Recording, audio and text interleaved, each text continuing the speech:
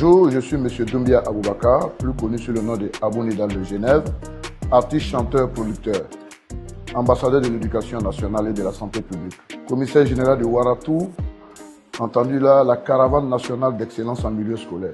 Donc, les réseaux sociaux aujourd'hui font partie intégrante de notre vie. Et la santé mentale, vous savez, vous avez des personnes qui ont des problèmes, je dirais, comme ça.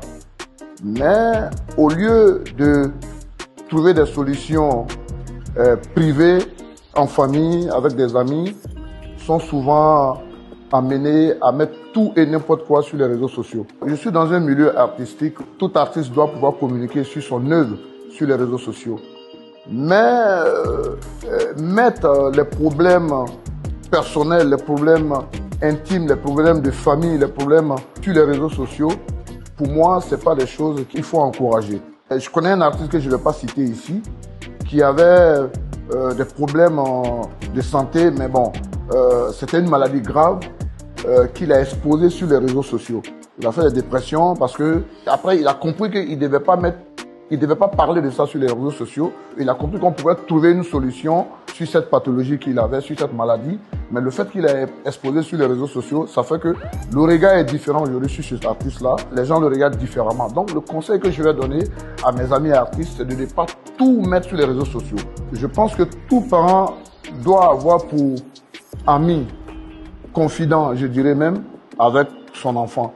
Parce que je dirais que tous les enfants sont nés intelligents. Donc l'enfant a besoin de communication. Il faut communiquer avec les enfants parce que ils ont des choses à dire, il faut les écouter. J'ai l'habitude de dire que l'enfant n'a pas décidé de naître. Quand on met un enfant au monde, on doit s'assurer que l'enfant se porte bien, on doit s'assurer que l'enfant va à l'école, on doit communiquer de manière permanente avec l'enfant, on doit être l'ami de l'enfant. Donc ça va permettre par exemple de créer un esprit de confiance, un environnement de confiance et ça va faire que l'enfant pourra vous expliquer tout. Donc, beaucoup des enfants sont exposés aujourd'hui parce qu'ils sont influencés par les petits camarades et tout ça.